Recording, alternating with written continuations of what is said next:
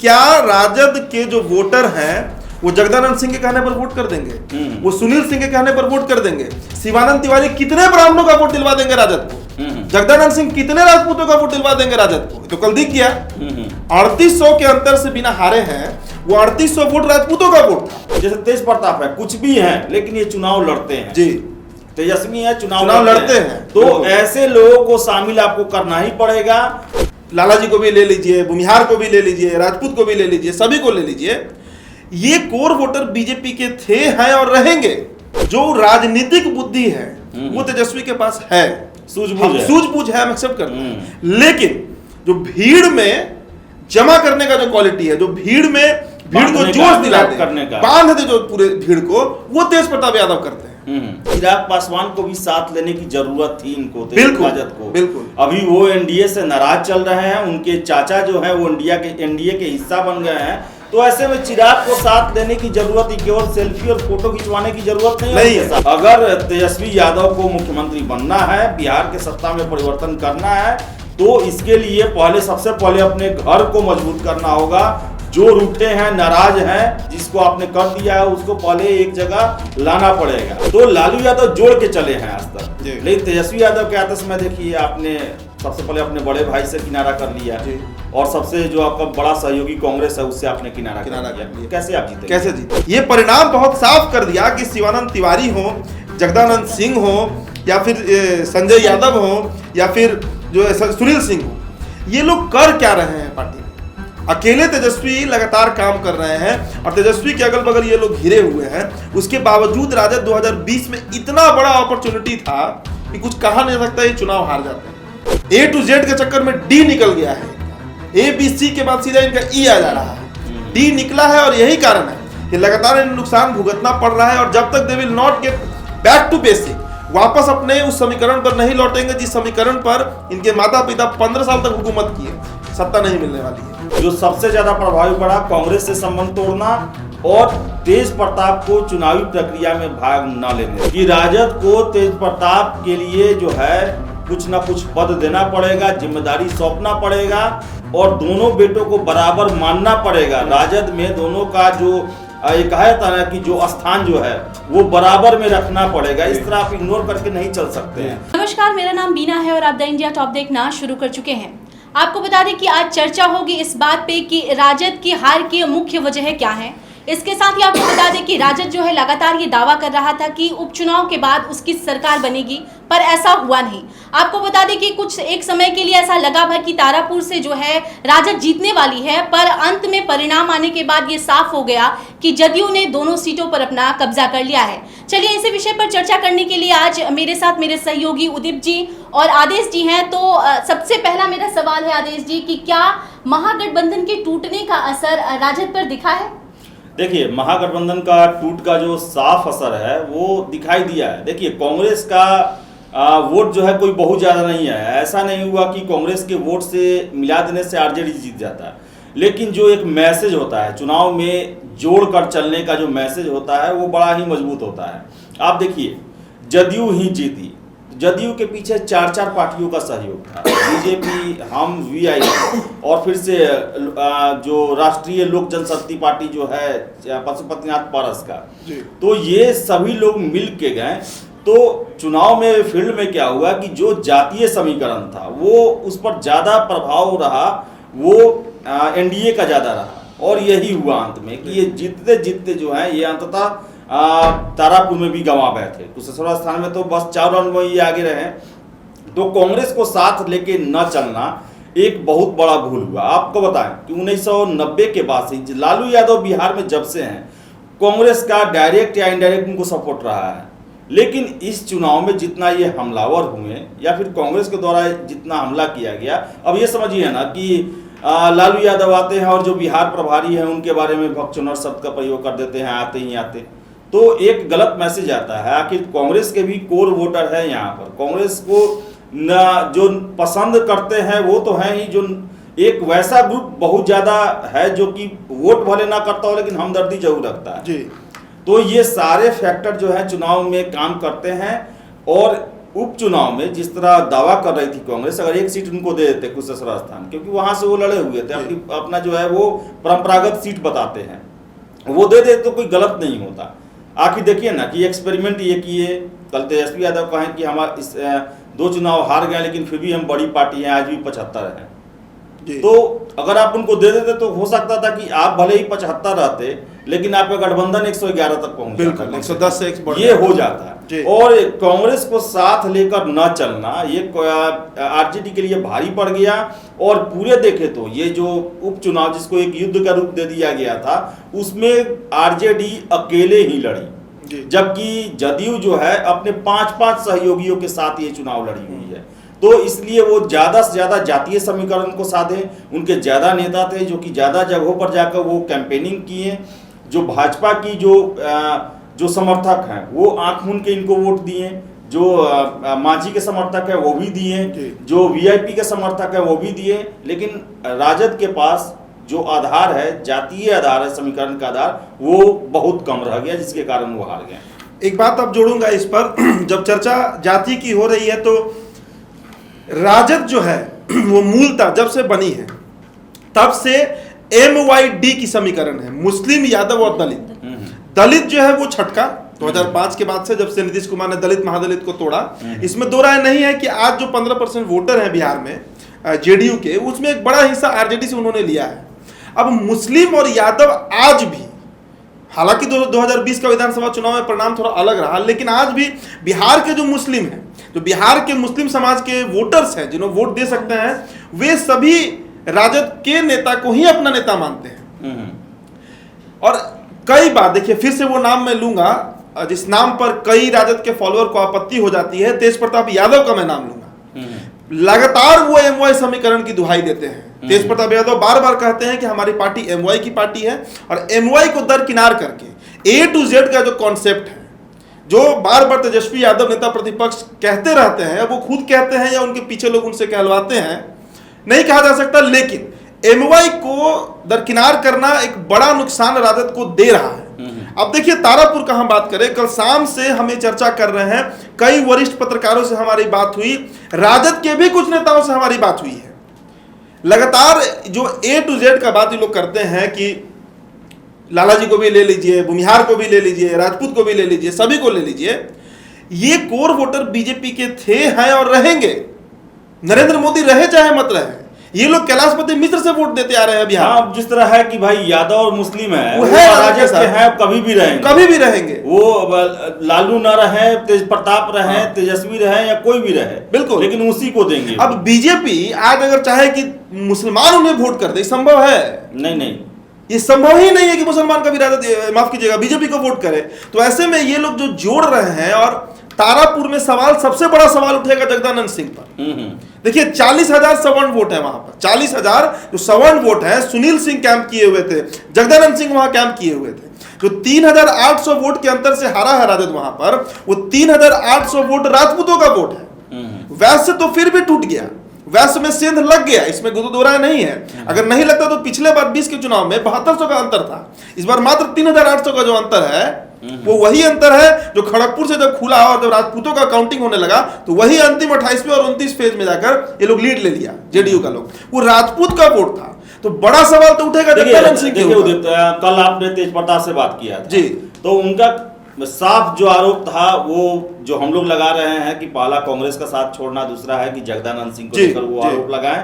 तो क्या लगता है कि इसका कुछ सीखेगी आरजेडी, या फिर वैसे ही चलते रहेगा जैसे चल रहा है अभी?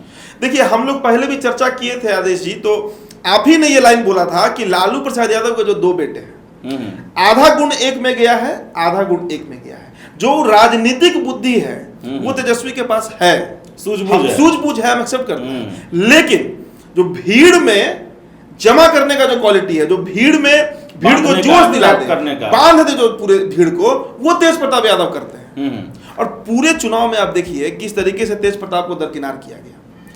तो मेरे ख्याल से तो एक और मुद्दा हो सकता है कि पहले हम समीकरण और पार्टी की बात छोड़ें, सबसे पहले राजद परिवार में ही एकता नहीं रही। क्या जी लगता है? बिल्कुल बिल्कुल। अब देखिए ना, एडी सिंह को ये लोग राज्यसभा सांसद बना दिया, भूमिहार है। विनोद श्रीवास्तव को ये लोग बना दिए प्रदेश उपाध्यक्ष, कायस्थ हैं। मनोज झा को ये लोग एक्सपेरिमेंट कर रहे हैं, शिवानंद तिवारी को ला रहे हैं। तमाम जो फॉरवर्ड लॉबी को ये लोग इतना प्रसार, प्रदेश उपाध्यक्ष लेकिन ये चीज समझ लेना चाहिए, एक चीज मैं आपको बता दूं, एक चीज समझ लेना चाहिए कि लालू बिहार में राजद का वोट का एक सबसे बड़ा आधार जो है वो लालू फैमिली ही है। बिल्कुल, वो लालू यादव, राबड़ी देवी और उनके दोनों बेटा ही हैं। बिल्कुल। और बड़ा बेटा जो कि लालू यादव के बड़े लाल हैं, वो कहे तो हम लालू यादव 6 बेटियों के बाद वो बेटा हुए। एक इंटरव्यू में पुराना लालू यादव का सुन रहा था, उनसे पूछा गया, उनसे राजीव शुक्ला प्रश्न किए कि आप इतना जो है इतना बच्चे जो हैं आपने कैसे ये कर लिया, तो उनका साफ कहना था कि बेटे की आस में, बिल्कुल बेटे की आस में जो है इतनी बेटियां हो गई, 2 बेटा हुआ हो, वो बोले। तो बड़े बेटे हैं तेज प्रताप, और उनको भी राजनीति में दोनों बेटे को साथ में लाए। बिल्कुल, लेकिन बहुत सही आप बोल रहे हैं आदेश जी। क्या राजद के जो वोटर हैं वो जगदानंद सिंह के कहने पर वोट कर देंगे? वो सुनील सिंह के कहने पर वोट कर देंगे? शिवानंद तिवारी कितने ब्राह्मणों का वोट दिलवा देंगे राजद को? जगदानंद सिंह कितने राजपूतों का वोट दिलवा देंगे राजद को? तो कल दिख गया 3800 के अंतर से बिना हारे हैं। वो 3800 वोट राजपूतों का वोट था। तो मेरा दूसरा सवाल इसी से जुड़ा हुआ है कि क्या जो चयन किया गया है उम्मीदवारों का वो एक बड़ा फैक्टर है राजद के हारने में? बिल्कुल। देखिए, तारा इस पे तो बहुत अभी नहीं कहा जा सकता है कि अरुण शाह सही कैंडिडेट थे कि नहीं थे।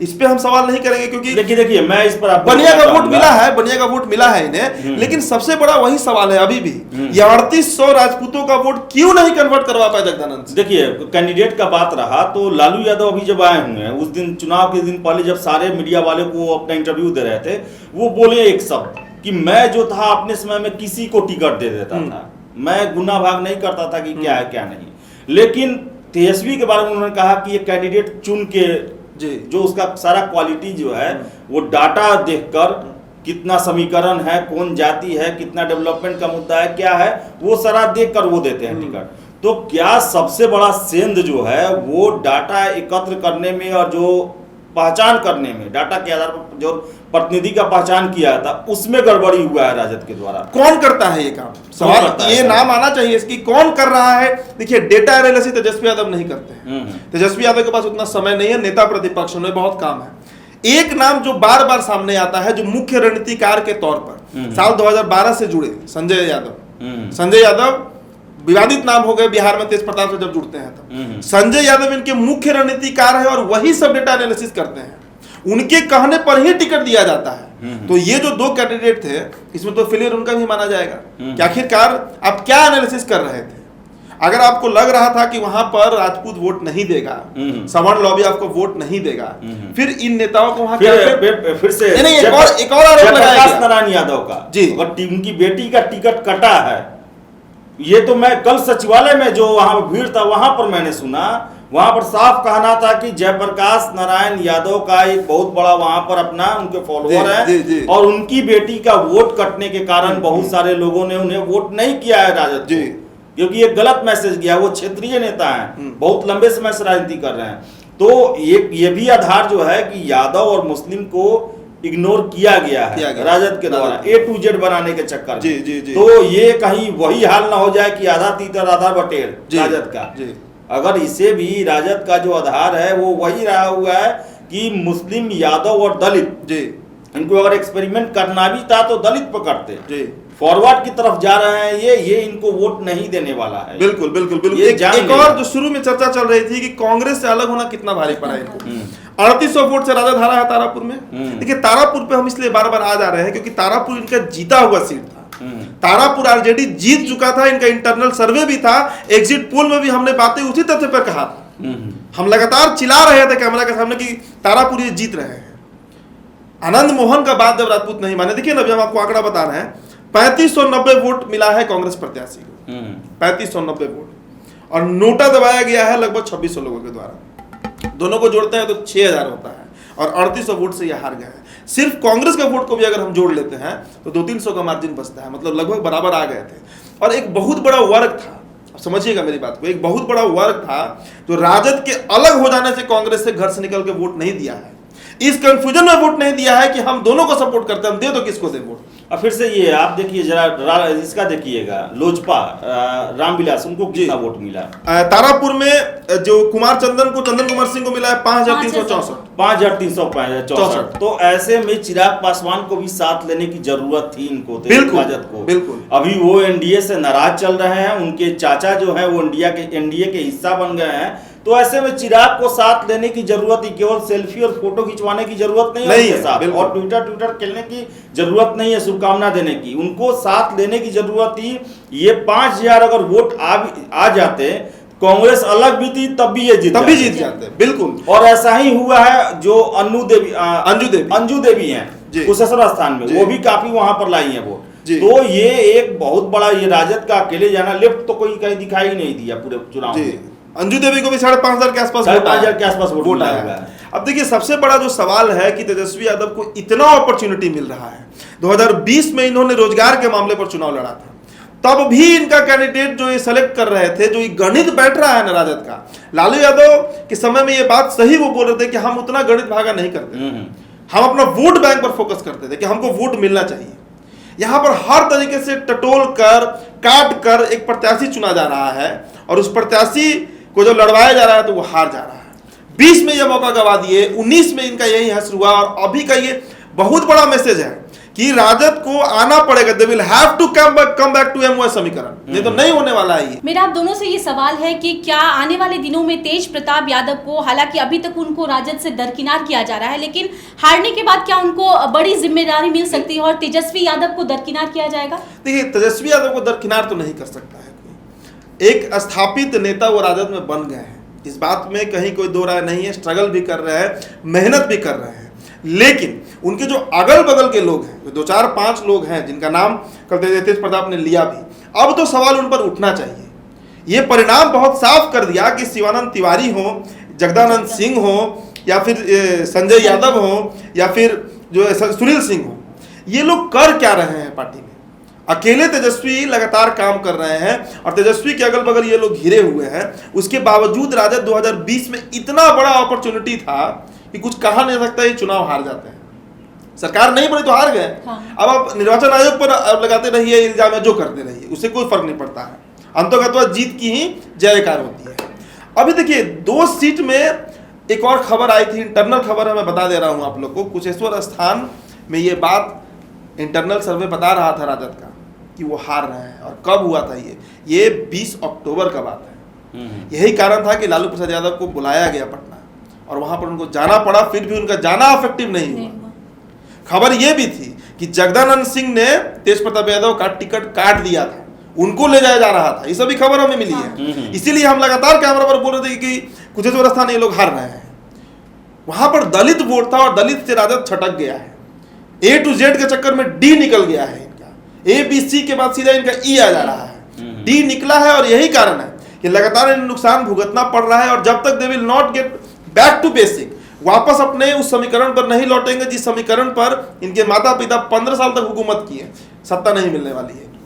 देखिए आगे मैं बता दूं, मैं अपना राय दे दूं उसमें कि देखिए तेजस्वी यादव का तो कुछ वो उनका जो है कद वही रहेगा, लेकिन तेज प्रताप को नई जिम्मेवारी, हाँ ये हो सकता है, क्योंकि देखिए ये साफ मैसेज है, क्योंकि तेज प्रताप इसी चुनाव से लग रहे हैं। देखिए 2015 का चुनाव देखे, 2020 का चुनाव देखे, तेज प्रताप साथ में रहे, दोनों में अच्छा परफॉर्मेंस रहा, लेकिन इसमें दोनों विधानसभा चुनाव हार जाना, इतना जोर शोर से प्रचार करने के बाद, तो अब जो है कहें तो हम जो फील्ड के नेता हैं, जो जनाधार वाले नेता हैं, उनको सामने लाना पड़ेगा राजद को। जैसे आप देख लीजिए, जैसे कि अब राजद ही है, आपने जिसका जिसका नाम लिया, चाहे शिवानंद तिवारी हो, संजय सिंह हो, फिर से जगदानंद हो, फिर ये सारे लोग एमएलसी लोग बनने वाले लोग हैं। ये लोग अब जनता से कटे हुए हैं, इनका जनाधार में जाते हैं। इनका देखिए एक बात समझिए, हाँ, मेरे गृह जिला के जगदानंद सिंह हैं, हाँ, खाटी राजपूत परिवार से आते हैं, बड़े अच्छे जमींदार फैमिली के हैं, और बहुत वरिष्ठ नेता हैं, हम सम्मान करते हैं उनका। लेकिन बक्सर में भी आरजेडी के पक्ष में ये राजपूत का वोट कन्वर्ट नहीं करवा सकते, तो वही कर रहे हैं। तो ये जो है इन लोगों को अब साइड कर, देखिए नाम से नहीं, अब काम से आपको ऊपर रखना पड़ेगा। नरेंद्र मोदी इसलिए भारत जीत रहे हैं क्योंकि उनके होम मिनिस्टर, डिफेंस मिनिस्टर खुद लगातार वो चुनाव लड़ते हैं। बिल्कुल। और ऐसे लोग हैं जैसे अब देखिए ना, अब जदयू को ही क्यों सहारा लेना पड़ता है, जदयू क्यों कमजोर होते जा रही है। नीतीश कुमार चुनाव नहीं लड़ते हैं, उनके साथ देख लीजिए अभी आरसीपी सिंह चुनाव नहीं लड़ते हैं, ललन सिंह लड़ते हैं, वो भी लोकसभा का लड़ते हैं, वो विधानसभा का लड़ते नहीं है।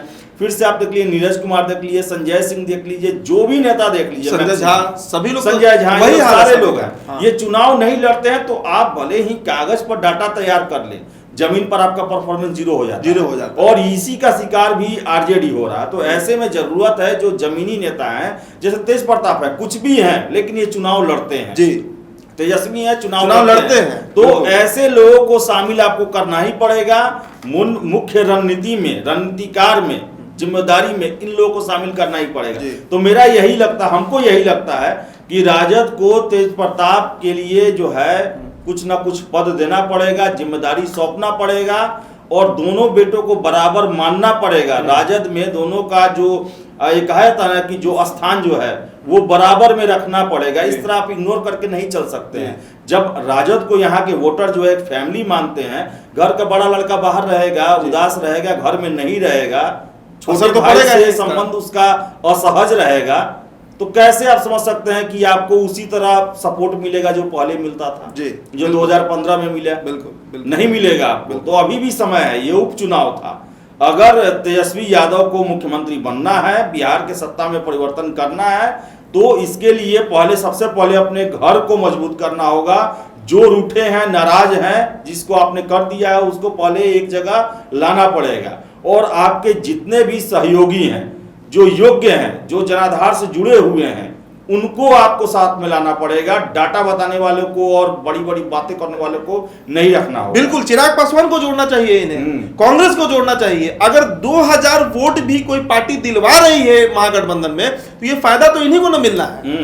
ये ईगो में आ जाना और कुछ लोगों के कहने पर बहक जाना और पार्टी तोड़ देना, महागठबंधन तोड़ देना, खाली फोटो खिंचवा कर चिराग के साथ ट्विटर पे डाल देना, क्या मतलब बनता है? नुकसान अंतोगत्वा किसे हो रहा है? नुकसान तो राजद परिवार को हो रहा है, उस एक परिवार को हो रहा है जिसके इस परिवार के दोनों मुखिया बिहार के मुख्यमंत्री रहे हैं। निजी नुकसान इसमें किसी नेता का नहीं है जिनका नाम हम ले रहे हैं लगातार। जगदानंद सिंह का, शिवानंद तिवारी का, किसी का निजी नुकसान नहीं है। निजी नुकसान उस परिवार का है और निजी नुकसान उससे भी बड़ा उन करोड़ों बिहारियों का है जो राजद को समर्थन करते हैं। वो पार्टी अच्छी है खराब है ये बात की बात है, समर्थक तो हैं उसके। हाँ। नरेंद्र मोदी अच्छे हैं कि खराब हैं ये बात की बात है, ये चर्चा का विषय हो सकता है। फॉलोअर्स तो हैं उनके। हाँ। उनके लिए जीने मरने को वाले लोग और मैं तो मानूंगा, और अकेले में देखा जाए तो सबसे ज्यादा फॉलोअर आरजेडी के हैं, क्योंकि इधर 5-5 पार्टियां थी, जदयू, बीजेपी, वीआईपी, हम और लोजपा पशुपतिनाथ पारस, बिल्कुल, और इधर सिर्फ राजद। और हमारे कितना एक जगह 12,000 से एक जगह 4,000 जी। तो इसका मतलब है कि सबसे अधिक जो लोग जो जुड़े हुए हैं, जिनका इमोशन जुड़ा हुआ है, वो राजद के साथ जुड़ा हुआ है। अरे 19 का आप लोकसभा चुनाव का परसेंटेज देखिए, जो वोट परसेंटेज है, 20 विधानसभा का आप परसेंटेज देखिए, लगभग बराबर है, ज्यादा है कहीं कहीं राजद। तो वोट प्रतिशत इनका आज भी बरकरार है। देखिए एक बात मैं फिर कैमरा पे कहूंगा कि 2010 का विधानसभा चुनाव हमें याद है, 22 सीटों पर राजद सिमट गई थी। और वो एक ऐसा दौर चल रहा था बिहार में जब सही मायने में नीतीश कुमार बहुत ताकतवर नेता के रूप में, उसके बाद ही नहीं प्रधानमंत्री के रेस में आने लगे, क्योंकि काम किया था इन्होंने। ऐसा लग रहा था जैसे लालू यादव की जो विचारधारा थी, जो लालू यादव का एक आइडियोलॉजी था बिहार में, वो अब खत्म हो गया। लेकिन उसके बाद 2014 का आप लोकसभा देखिए, भले 4 सीट जीत रही है राजद, लेकिन वोट परसेंटेज बढ़ा इनका। 15 में तो सत्ता ही में ये लोग आ गए थे। फिर 19 का लोकसभा में भले इनको एक भी सीट नहीं मिला, वोट परसेंटेज बहुत कम नहीं था। और 20 का विधानसभा में तो ये रीएस्टैब्लिश हो चुके हैं। तो मैं तो यही मानूंगा, मेरे नजर में जो इनके हार का 2 ही कारण है। एक, सहयोगी नहीं बनाना, अपने पुराने सहयोगियों से दूरी बना लेना, दुश्मनी कर लेना, और दूसरा है कि परिवार में एकजुटता नहीं रह पाना। बस यही 2 कारण मैं मुख्य रूप से मानता हूं जो सबसे ज्यादा प्रभावी पड़ा। कांग्रेस से संबंध तोड़ना और तेज प्रताप को चुनावी प्रक्रिया में भाग न लेने देना। और एमओआई समीकरण भी फैक्टर बन रहा है। अब एमओआई समीकरण फैक्टर बन रहा है राजद की हार के पीछे। इस बात को एक्सेप्ट करना होगा, और साथ ही साथ जो बार-बार ज्यादा डेटा एनालिसिस हो रहा है वो भी एक कारण है।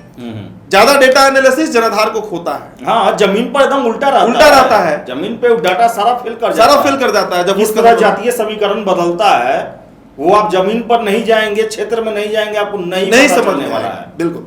चलिए, मेरा आखिरी सवाल आप दोनों से है कि क्या जैसे कि माना जा रहा था जैसे ही दिल्ली से लालू प्रसाद यादव यहाँ के लिए रवाना हो रहे थे, तो यहाँ पे जो एनडीए की सरकार है उनका लगातार ये दावा था कि जंगल राज फिर से दोहराने वाला है। उनके एक जो बयान दिए थे उन्होंने भक्त चरण दास को लेकर, तो क्या ये भी एक फैक्टर रहा है कि ऐसा माना जा रहा था कि लालू प्रसाद के आने के बाद जो है राजद ताकतवर हो जाएगा, इस चुनाव में वो जीतने के कगार पर होगा, लेकिन क्या एक बड़ा फैक्टर है कि लालू प्रसाद के आने के बाद चुनावी रणनीति जो है वो पूरी तरह नहीं बदल पाया और लालू जहां थे वहीं रह गए, राजद जहां था वहीं रह गया? तो देखिए एक बहुत बेसिक बात मैंने पहले भी ये बात बताया आपको कि कुशेश्वर स्थान का रिपोर्ट राजद को मिल चुका था 20 तारीख के आसपास। उसके बाद लालू प्रसाद यादव को बुलाया गया है क्योंकि वहां पर जितने भी नेता थे, बड़े नेता प्रतिपक्ष भी इसमें शामिल थे, ये लोग इनअफेक्टिव हो गए थे वोट को बटोरने में। हर पार्टी इंटरनल सर्वे करवाती है, महीना दिन पहले से इंटरनल सर्वे चल रहा था, जमीनी हकीकत इन्हें पता थी, लेकिन लालू यादव का आना और इनअफेक्टिव रहना बहुत बड़ा मैसेज है, बहुत बड़ा मैसेज जा रहा है आरजेडी के बीच कि अभी भी अगर ये नहीं संभलते हैं तो आने वाले भविष्य में अब इनकी सरकार बहुत बहुत मुश्किल से बनेगी। देखिए मुझे जो इसमें लग रहा है कि लालू यादव का खूबी रहा कि लालू यादव जोड़ के चलते थे जी बिल्कुल, शुरू से, चाहे लेफ्ट जो भी बीजेपी के खिलाफ है या बीजेपी के साथ नहीं है उसको लालू यादव अपने साथ मिला लेते थे। हाँ। देखिए नीतीश कुमार भी जब नाराज हुए हैं जी। तो उनको भी अपने तरफ मिला लिए बिल्कुल। और यही चीज जो है उनके बाद के जो उत्तराधिकारी हैं उनमें नहीं दिखाई दे रहा है। तेजस्वी 2 सीट में 1 सीट जो कांग्रेस का होना चाहिए था, 1 सीट के लिए आपने इतने पुराने संबंध को तोड़ लिया, दूरी इतना बना दिया आपने। और चूंकि तेजस्वी ही फैसला ले रहे हैं, लालू यादव अब मुख्य भूमिका में नहीं है, इसलिए उन्हें मजबूरी बस तेजस्वी के फैसले के साथ आगे बढ़ना पड़ा और उनको भी ये कहना पड़ा। लेकिन तब भी लालू यादव को देखिए क्या हमेशा वो बोलते रहे कि हम दोनों एक ही हैं, हम दोनों जो है यूपीए में हम लोग साथ हैं, उपचुनाव में हमारा गठबंधन नहीं है। ये सिर्फ और सिर्फ बयान जो है तेजस्वी के उस कदम को सही ठहराने के लिए लालू यादव ने बेमन का दिया, वो समझ रहे हैं ना। तो लालू यादव जोड़ के चले हैं आज तक, लेकिन तेजस्वी यादव के आते समय देखिए आपने सबसे पहले अपने बड़े भाई से किनारा कर लिया और सबसे जो आपका बड़ा सहयोगी कांग्रेस है उससे आपने किनारा कर लिया। कैसे आप जीते? कैसे जीतिएगा? बिल्कुल। तो इस वक्त हम चर्चा कर रहे थे कि क्यों राजद जो है इस चुनाव में नहीं जीत पाई, सत्ता में क्यों नहीं आ पाई। अगली बार जब हम मिलेंगे तो फिर किन्हीं इसी विषय पर हॉट टॉपिक पर बात करेंगे। आपको बता दें कि जो चर्चाएं हुई इसमें निष्कर्ष यही निकला कि महागठबंधन का टूट जाना राजद के लिए एक बहुत बड़ा झटका रहा इस चुनाव में, और जो आपसी कलह है, घर के बीच की बात है, उसको सुधारने की जरूरत है, तभी जाके राजद बिहार में मजबूत हो पाएगा। तो फिलहाल इस वीडियो में इतना ही। ऐसे अन्य तमाम खबरों के लिए बने रहे द इंडिया टॉप के साथ। धन्यवाद।